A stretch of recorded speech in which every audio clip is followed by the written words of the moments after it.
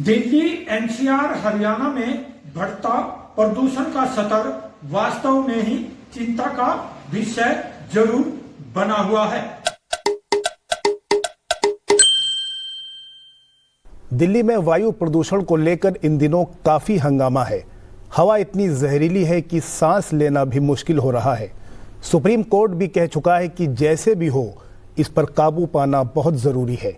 इन्हीं हालातों के मद्देनजर दिल्ली सरकार ने पहले 13 से 20 नवंबर तक ऑड इवन लागू करने का फैसला किया था, लेकिन फिलहाल ये टाल दिया गया है।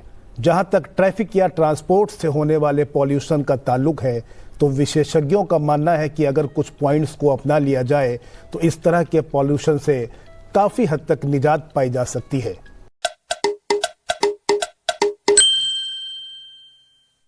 स्टबल बर्निंग अपने आप में वैसे तो प्रदूषण के नाते से इसका विचार करें बहुत ही एक गंभीर मामला है, और इसमें जैसा सुप्रीम कोर्ट ने एक प्रकार से अपनी जो टिप्पणी की है और खास करके पंजाब सरकार के खिलाफ जो बात कही गई है, उसमें एक बात तो ये स्पष्ट होती है कि पंजाब सरकार इसके ऊपर जितना ध्यान देना चाहिए और जिस प्रकार के मेजर्स उनको अडॉप्ट करने चाहिए वो नहीं कर रहे हैं। उन्होंने साथ में ये भी कहा है कि हरियाणा से सीखना चाहिए।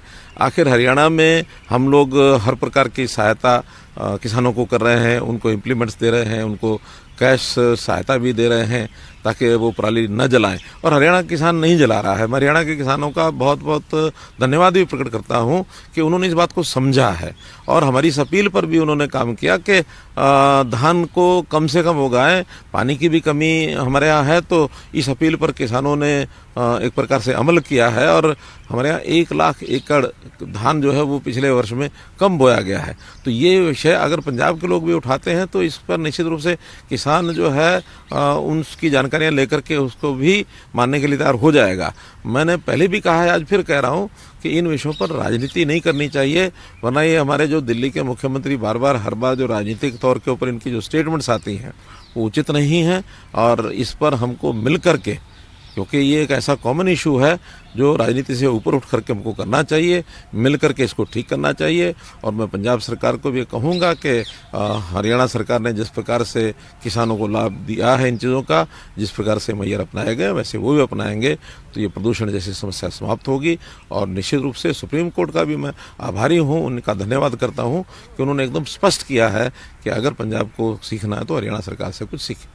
हरियाणा के मुख्यमंत्री ने भी अब सुप्रीम कोर्ट द्वारा की गई टिप्पणी पर अपनी प्रतिक्रिया भी जाहिर कर दी है कि हरियाणा से सबक पंजाब को जरूर लेना चाहिए।